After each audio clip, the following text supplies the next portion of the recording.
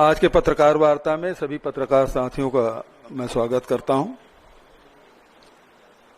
आदरणीय साथियों, पहलगाम के आतंकी हमले के बाद हमारी वीर सेना ने जिस प्रकार साहस और संकल्प के साथ दुश्मनों का मुंहतोड़ जवाब दिया, पूरे राष्ट्र के लिए यह गर्व का पल था। हमारे जवानों ने 1965 में, 1971 में और कारगिल युद्धों में भारत की अखंडता को बचाया। 1971 में इंदिरा जी ने दुनिया को दिखा दिया था कि भारत किसी के सामने झुकने वाला नहीं है। आज भी हमारी सेना उसी जज्बे के साथ सीमा पर डटी हुई है। कांग्रेस पार्टी उनके साथ कंधा से कंधा मिलाकर खड़ी है। जब जब देश में संकट आया, कांग्रेस पार्टी ने राजनीति को पीछे रखा और राष्ट्रहित को प्रथम स्थान दिया। 1965 में लाल बहादुर शास्त्री जी ने जो नारा दिया, आज भी वह बहुत प्रसिद्ध है, जय जवान जय किसान। इस नारा देकर उन्होंने राष्ट्र को एक सूत्र में बांधा। 1971 में इंदिरा जी ने अमेरिका के दबाव को ठुकराकर पाकिस्तान को धूल चटा दिया था। आज भी हमारा वही संकल्प है। आतंकवाद के खिलाफ संघर्ष में राजनीति नहीं, राष्ट्रवाद चाहिए। हमने इंदिरा जी से सीखा है, दुश्मन से बातचीत की मेज पर जब बैठें तो कमजोरी नहीं, ताकत दिखाएं। 1971 में 93,000 पाक सैनिकों को घुटने टिकाए, लेकिन कभी भी दुनिया के सामने झुके नहीं। आज सरकार से पूछिए, क्या अमेरिका के दबाव में हमने अपनी नीति बदल दी? इस संकट की घड़ी में कांग्रेस ने सभी राजनीतिक कार्यक्रम रद्द किए। संविधान बचाओ रैली जैसे महत्वपूर्ण आयोजन को स्थगित किया गया ताकि देश में एकजुटता का संदेश जाए। हमने जय हिंद यात्रा निकाली, जिससे सेना का मनोबल बढ़े और जनता के बीच जनता आतंकवाद के खिलाफ एकजुट हो। हमने सरकार से कहा, चाहे जितना बड़ा संकट आए, कांग्रेस आपके साथ है। जब पूरा देश सेना के साथ खड़ा था, भाजपा नेता ट्विटर पर यूपीए एनडीए की तुलना करके मुद्दे को राजनीतिक रंग देने में लगे थे। उनके नेता हमने सर्जिकल स्ट्राइक किया, कांग्रेस ने कुछ नहीं किया। जैसे ट्वीट करके सेना की बहादुरी को अपनी उपलब्धि बताने की कोशिश की। सवाल है, क्या सेना के बलिदान को चुनावी बयानबाजी में इस्तेमाल करना उचित है? एक भाजपा नेता ने ट्वीट किया, कांग्रेस के समय में आतंकवादियों को माफी मिलती थी, मोदी जी ने सीमा पर सबक सिखाया। यह झूठ है। हमने हमेशा आतंकवाद को कड़ाई से निपटाया, चाहे 71 की बात हो, चाहे 84 की बात हो, या अनेक उदाहरण दिए जा सकते हैं। हमने स्पष्ट संदेश दिया कि भारत की एकता से खिलवाड़ बर्दाश्त नहीं।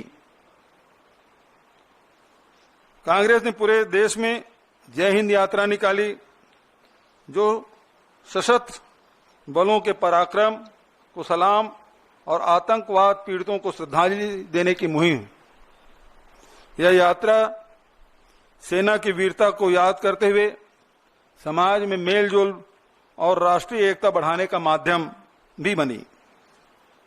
दूसरी तरफ भाजपा एक राष्ट्र संकट वाली स्थिति में भी राजनीति करती रही।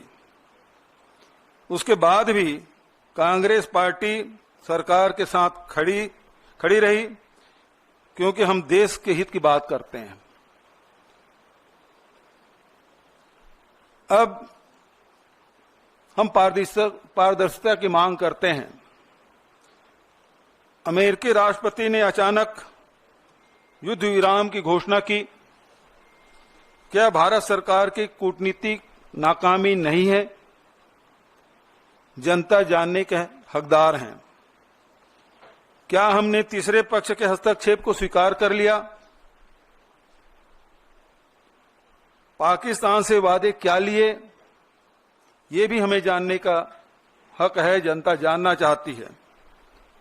कांग्रेस की मांग मैं फिर से दोहरा देना चाहता हूं, जो राहुल जी और खड़गे जी ने पत्र लिखकर कहा कि संसद की विशेष सत्र बुलाई जाए और उसमें सभी दलों को बताएं कि युद्ध विराम की शर्तें क्या हैं। आज पूरे देश में जो घटनाक्रम घटी है, 22 अप्रैल से लेकर आज तक, जहां हमारे 26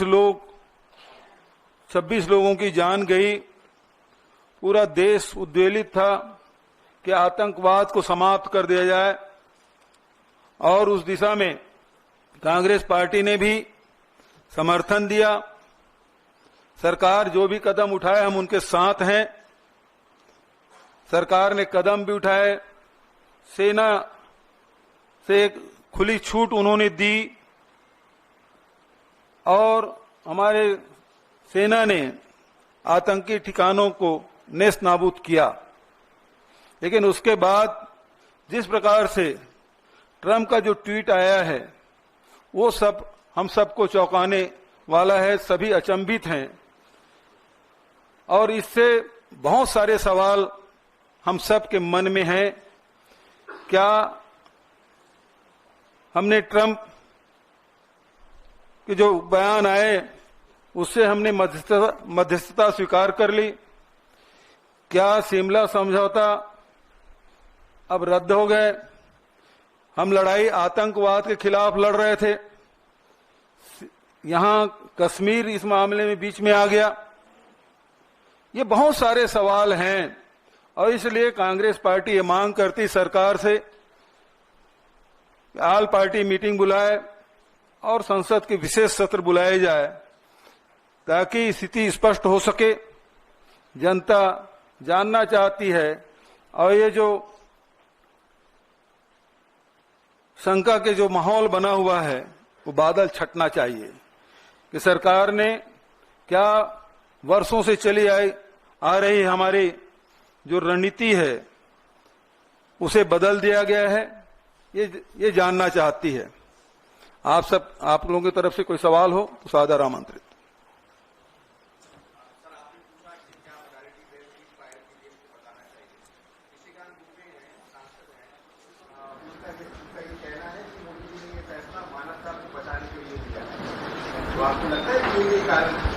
देखिए, सवाल हम सरकार से पूछ रहे हैं, निशिकांत दुबे जी से नहीं।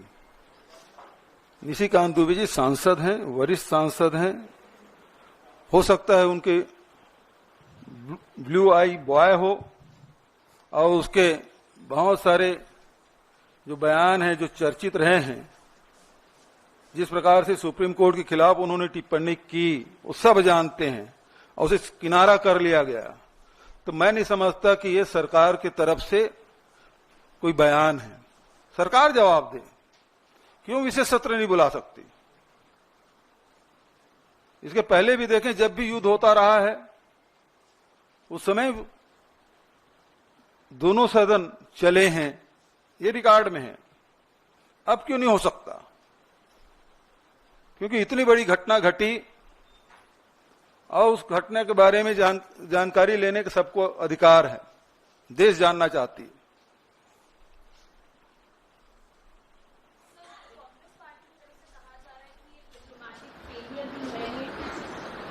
डिप्लोमेटिक फेलियर है सरकार का।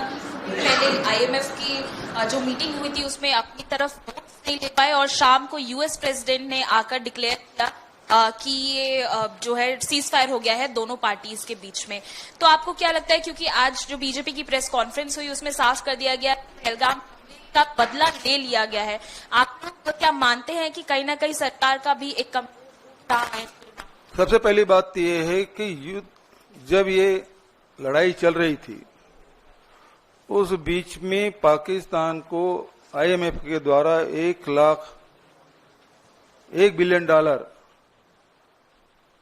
उसको दिया जाना और उसमें जब फैसले हो रहे थे तो हमारे प्रतिनिधि वहां नहीं थे।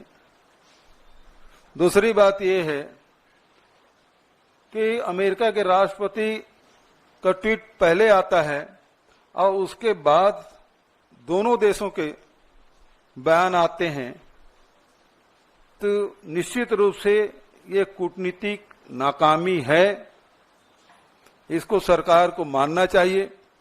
दूसरी बात, जो अभी आपने भाजपा के प्रवक्ता के जो बात आपने की, तो सवाल ये उठता है कि हमने बदला ले लिया, ये जो वाक्य है इसमें बहुत सारे सवाल उठते हैं।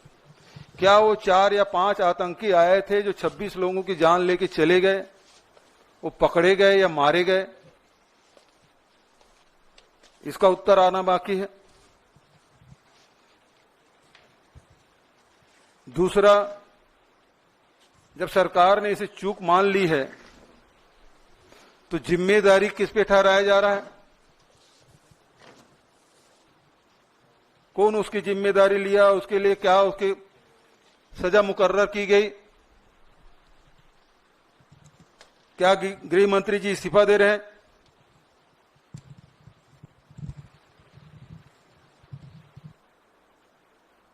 सवाल तो ये है, 26 लोगों की जान गई है और यदि इसमें इस प्रकार से कार्रवाई नहीं करेंगे तो निश्चित मान के चलिए कि आने वाले समय में भी इस प्रकार की घटना की यदि पुनरावृत्ति होती है तो किसी की जिम्मेदारी नहीं ठहराया जाएगा। इसलिए बहुत जरूरी है कि सरकार बताए कि 4 आतंकवादी मारे गए या नहीं, पकड़े गए या नहीं, और ये जो चूक हुई है जब स्वीकार कर लिया है तो उसके लिए जिम्मेदार कौन है, उसे क्या सजा दी जा रही है?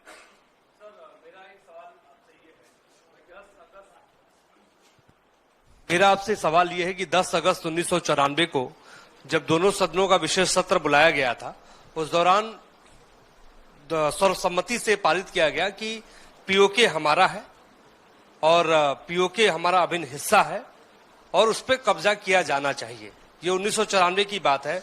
2025 के दौर में आप लोग क्या सोचते हैं? आज भी पीओके हमारा है, उस पर कब्जा किया जाना चाहिए, क्या कब्जा किया जा सकता था? देखिए, प्रश्न आतंकी हमले का है। प्रश्न वहां से शुरू होता है कि 26 लोगों को धर्म पूछ के मार डाला गया और आतंकवाद समाप्त करने के लिए ये लड़ाई जंग छिड़ी। अब ये बात आई कि पीओके को हमें कब्जा करना चाहिए। देश का मूड तो यही था, सब लोग चाहते थे कि बदला लेने के सबसे अच्छा अवसर है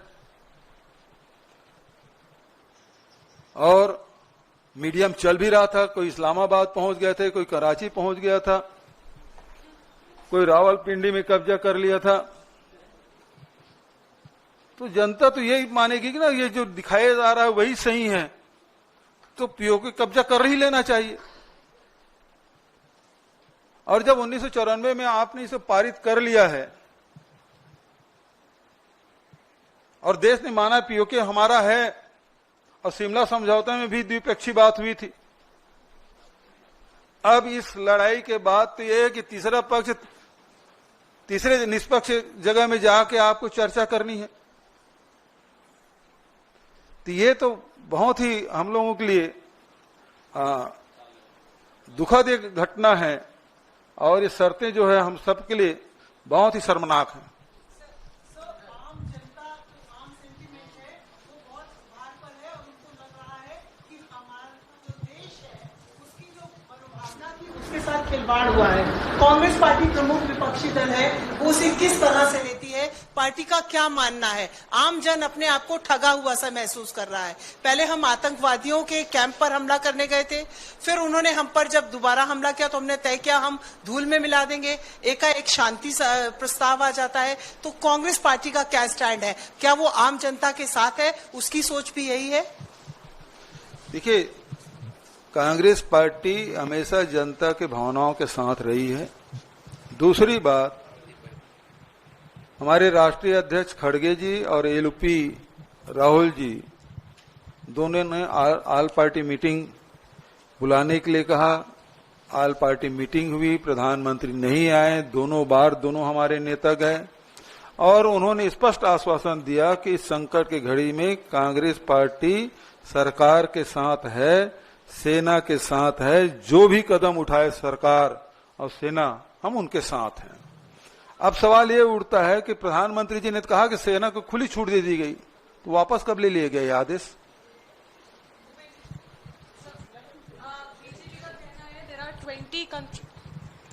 बीजेपी का कहना है कि 20 कंट्रीज जो है उन्होंने सपोर्ट किया है इंडिया को, लेकिन आईएमएफ का लोन तो दे दिया गया पाकिस्तान को। तो कहीं ना कहीं आपको लगता है हमारी फॉरेन पॉलिसी फेल हो गई इस बार?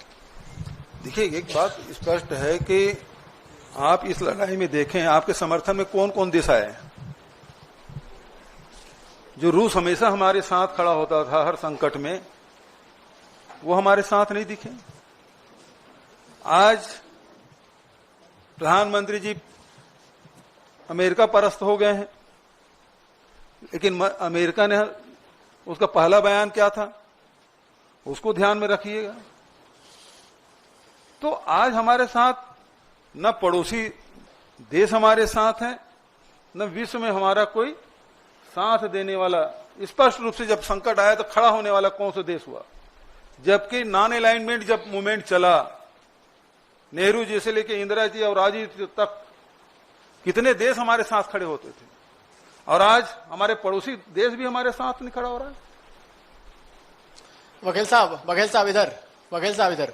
अच्छा, मेरा सवाल ये है कि बीजेपी की भी बड़ी बैठक हुई है और उसमें ये कहा जा रहा है कि बीजेपी ने कहा है कि जैसे पाकिस्तान को धूल चटाया गया है, ये एक पूरा कैंपेन देश भर में चलाएगी बीजेपी और बताएगी लोगों को कैसे धूल चटाया गया, और कांग्रेस पार्टी के सारे सवालों का जवाब भी बीजेपी देगी। आप लोग भी कोई कैंपेन चलाएंगे क्या इस मसले को लेकर? देखिए, एक बात स्पष्ट है, कैंपेन चलाने की जरूरत नहीं है। आप विशेष सत्र बुला लीजिए ना, आल पार्टी मीटिंग बुला लीजिए ना, वहां उन सवालों को जवाब दे दीजिए। कैंपेन चलाने की क्या जरूरत है? एक मंच, दो ही मंच तो बात करें, आल पार्टी मीटिंग और संसद का विशेष सत्र, वहां बुला लीजिए, सारे सवालों के जवाब आ जाएंगे। सवाल से भाग क्यों रहे हैं? आल पार्टी मीटिंग की बैठक में प्रधानमंत्री दो बार नहीं आए, इसीलिए खड़गे जी ने कहा कि अब आल पार्टी मीटिंग होगी और यदि प्रधानमंत्री नहीं आए तो हम उसका बाइकाट करेंगे, हम नहीं जाएंगे उसमें। बघेल जी, भारत और पाकिस्तान के बीच युद्ध विराम एक तीसरे देश की मध्यस्थता के बाद हुई और इसकी औपचारिक घोषणा भी किसी तीसरे मुल्क के राष्ट्रपति ने की है। क्या आपको ये लगता है कि भारत सरकार के परंपरागत रूप से जो स्टैंड थे उसके साथ खिलवाड़ हुआ है और देश की जनता के भावनाओं के साथ विश्वासघात हुआ है? बिल्कुल, दोनों आपके दोनों सवाल में ही उसका उत्तर है कि हम वर्षों से जो हमारी जो विदेश नीति रही है उसमें बदलाव हुआ है, यही तो हम सवाल कर रहे हैं, क्या आपने बदल दिया है? दूसरा, देश की जनता के साथ के भावनाओं के साथ खिलवाड़ हुआ है, देश की जनता अचंभित है, ये कैसे हो गया? जो विश्व गुरु की बात होने की बात करते, विश्व गुरु को छोड़ दीजिए, उसके पहले भी आप देख लीजिए कि नेहरू जी से लेके इंदिरा जी और राजीव जी तक के जो नॉन अलाइनमेंट वाली बात एक ताकत के रूप में भारत को देखा जाता था, आज अमेरिका जो भी कहे हम सुनने और मानने के तैयार हैं। 1000 साल पुराना हमारी समस्या है कश्मीर, एक बार नहीं 2-2 बार बोल रहे हैं ट्रंप जी, लेकिन उसका प्रतिवाद भी हम नहीं कर पा रहे। हमारी स्थिति ये हो गई है, इतनी दयनीय स्थिति हमारी हो गई है। बघेल साहब, सर 2 सवाल है। पहला यह है कि सत्ता पक्ष ये कह रहा है कि जो ऑपरेशन सिंदूर था उसमें 100% जो ऑब्जेक्टिव था, लक्ष्य था, वो हासिल किया गया है। वो संतुष्टि जता रहे हैं पूरे ऑपरेशन सिंदूर से। क्या इस बात से कांग्रेस पार्टी सहमत है? क्या कांग्रेस को लगता है कि ऑपरेशन सिंदूर में 100% जो लक्ष्य था भारत का वो हासिल किया गया है? यदि ऐसा है तो विशेष सत्र क्यों नहीं बुलाते? वहां सवाल भी हो जाएंगे, जवाब भी दे दिया जाएगा, पूरा देश सुन लेगा, दुनिया भी सुन लेगा। नहीं, आप लोग अग्री हैं कि ऑपरेशन सिंदूर 100% सफल रहा, हाँ या ना? मैंने पहले आपको कहा कि यदि 26 लोग की जाने गई है, वो 4 या 5 जितने भी आतंकवादी रहे पकड़े गए क्या? यदि पकड़े नहीं गए हैं तो आपके ऑपरेशन सिंदूर कैसे सफल मानेंगे आप? दूसरा, उसके जिम्मेदार कौन है इस चूक का? आपके ही आश्वासन पर तो लोग कश्मीर गए, अब सब कुछ सामान्य है, आप चले जाइए, सब परिवार के साथ गए और परिवार के सदस्यों को से बिछड़ के वापस आ गए। बघेल साहब, हमने देखा है कि ये कहा गया है कि युद्ध विराम हुआ है, अभी जिस तरह के हालात हैं वो पूरी तरीके से सामान्य नहीं है। सेना की ओर से ये भी कहा गया कि अगर युद्ध विराम का उल्लंघन होता है तो वो उसका माकूल जवाब देंगे। तो इस बीच हम देख रहे हैं राजनीतिक लड़ाई जिस तरीके से उभरी है, क्या वो बीजेपी की ओर से, आपकी ओर से, तो जो एकता बनी थी या एक्शन को लेकर जो सहमति बनी थी, क्या वो बिखर गई है? क्या एक्शन अगर होता है तो उसको समर्थन रहेगा? जितने सवाल आप पूछ रहे हैं ना, प्रधानमंत्री जी पत्रकार वार्ता क्यों नहीं लेते? ये सवाल आपको पूछने का मिल जाता। यदि प्रश्न को उत्तर नहीं देना चाहते तो विशेष सत्र बुला लीजिए, ऑल पार्टी मीटिंग बुला लीजिए, आपके तरफ से हमारे पार्टी के सदस्य लोग सवाल पूछ लेंगे, सांसद लोग सवाल पूछ लेंगे। और सवाल इस बात का है कि यदि सीज फायर हुआ, उसके बाद भी 300-400 ड्रोन गिराए हिंदुस्तान में, अटैक उन्होंने किया, क्या जवाब दिया आपने? यदि सेना का हाथ नहीं बांधे होते तो जवाब नहीं देते। एक तरफ सेना खुली छूट की बात करते हैं, दूसरी तरफ ड्रोन को हम केवल रोक ही रहे हैं, अटैक नहीं किए। उल्लंघन कर दिया तो लड़े क्यों नहीं आप?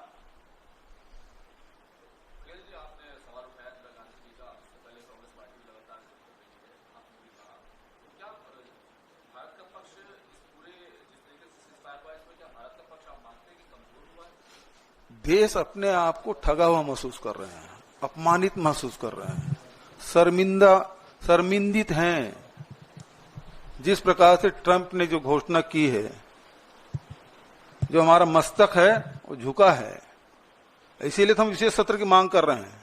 गर्मियों की छुट्टी होने वाली थी, मेरे पापा आने वाले थे, तो हम लोग सभी खुश थे। तो मैं बेड पे चढ़ के डांस कर रहा था, लेकिन वो पहले ही आ गए। प्लीज तो मैं उस समय तो कंटिन्यू नहीं कर सकता था, तो फ्रीज फ्रेम टाइप का हो कसम पैदा कर